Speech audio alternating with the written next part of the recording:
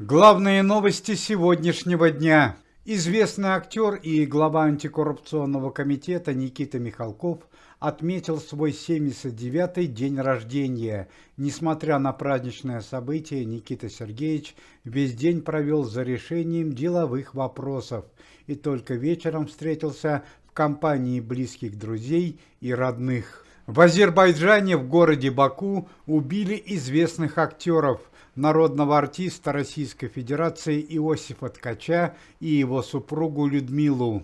Преступление носило заказной характер и было совершено с корыстной целью, предположительно ограбление. Тела актеров были обнаружены сегодня утром в их собственной квартире. В нападении обвиняется преступная группировка города Баку и их предводитель 51-летний Ислам Хадиев. У известных украинских певиц Веры Брежневой и Софии Ротару арестовали и конфисковали самую крупнейшую сеть меховых салонов на территории России и ближнего зарубежья под названием «Лаванда». Меховые салоны Веры Брежневой и Софии Ротару работали более 10 лет и приносили певицам колоссальную многомиллионную прибыль. Однако теперь незаконному бизнесу известных артисток пришел конец. Причиной для ареста и конфискации стали многочисленные жалобы со стороны российского населения на некачественную продукцию и завышенные цены.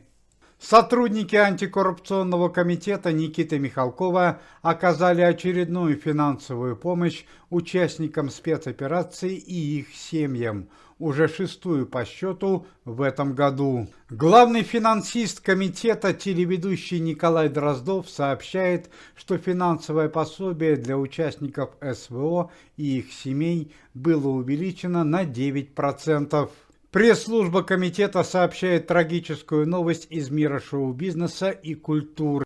Сегодня утром ушел из жизни известный актер, народный артист Российской Федерации Евгений Князев. Причина смерти 82-летнего артиста пока неизвестна. Евгений Князев был основателем драматического театра под названием «Колесо». За его плечами более 40 ролей на театральной сцене и кинофильмах. Черная полоса наступила в жизни известного артиста Максима Галкина. Сегодня утром стало официально известно, что Максима Галкина убрали из списка артистов, которые будут давать зарубежные гастроли в этом году. Это означает, что Максим Галкин практически полностью потеряет всю свою концертную деятельность за рубежом и потеряет как минимум 85% своего финансового дохода. В частности, концерты Максима Галкина были отменены в Эстонии, Казахстане, Кыргызстане, Таиланде, странах ближнего и дальнего зарубежья. Причиной для отмены концертов Максима Галкина стала плохая организация выступлений и нежелание зрителей приобретать билеты на концерты пародиста. Помимо этого, Максима Александровича Галкина заподозрили в незаконных действиях во время концертных выступлений. Якобы артист пытался использовать зрителей как массовку, а на его концерты продавались двойные билеты, что приносило Максиму Галкину дополнительную прибыль. В связи с этим было принято решение прекратить концерты Максима Галкина за рубежом, а также взыскать с известного артиста финансовую сумму в размере $1,5 миллиона за продажу двойных билетов. Стоит отметить, что совсем недавно в Израиле Максим Галкин чуть не попал под уголовную ответственность за незаконное пересечение границы. Это произошло в момент напряженной политической ситуации на земле обетованной. Несколько минут назад поступила печальная новость о известном эстрадном певце, народном артисте Николае Васильевиче Гнатюке. Сегодня рано утром в Хмельницкой области, в Немировке, в результате дорожно-транспортного происшествия трагически погибла супруга артиста. Подробности трагедии пока неизвестны. Новости криминального характера. Известный актер, главный герой фильма «Улицы разбитых фонарей» Сергей Селин был исключен из состава антикоррупционного комитета за дебош, который он устроил в Турции в одной из гостиниц. Несколько дней назад Сергей Селин, находясь в Турции, в ресторане гостиницы, нанес тяжелые повреждения одному из сотрудников персонала, в результате чего тот скончался. Сергей Селин был депортирован в Россию, против артиста возбуждено уголовное дело. Семья известного актера Михаила Боярского может оказаться в следственном изоляторе. Это касается дочь Михаила Сергеевича Елизавету Боярскую и самого Михаила Боярского. Причиной для чрезвычайного происшествия стали печальные события, которые произошли в семье известного актера несколько недель назад. Напомним, что несколько недель назад на даче Михаила Боярского возник пожар по вине самого актера, и погибли внуки Михаила Сергеевича. Ну а уже после Елизавета Боярская, находясь в неадекватном состоянии от семейного горя, нанесла тяжелые ранения своему отцу.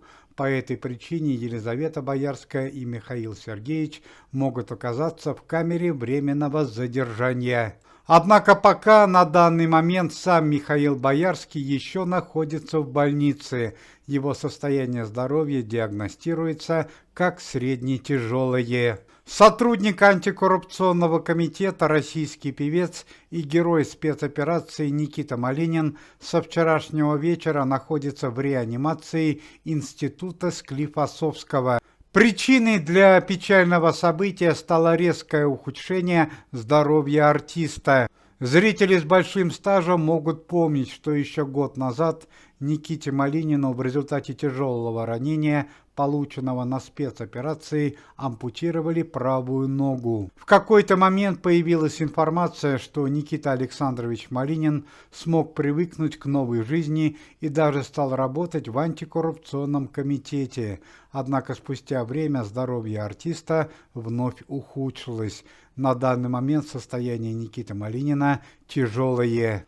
Последние новости по делу Александры Пахмутовой и Прохора Шаляпина, который на данный момент обвиняется в нападении на известного композитора в ее квартире и нанесении Александре Пахмутовой тяжелых ранений. В ходе дополнительной проверки было выяснено, что Прохор Шаляпин находился в квартире Александры Пахмутовой не один. С Прохором Шаляпиным находился еще один мужчина. Кто это именно, пока неизвестно. Прохор Шаляпин находится на допросе. Сегодня день памяти известного советского и российского актера Спартака Мишулина. Спартаку Мишулину в эти дни могло бы исполниться 98 лет.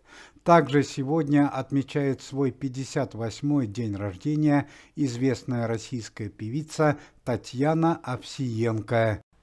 Уважаемые зрители, если вы желаете выздоровления членам комитета и поддерживаете их деятельность, то можете поставить лайк под видео и написать поддерживающий комментарий.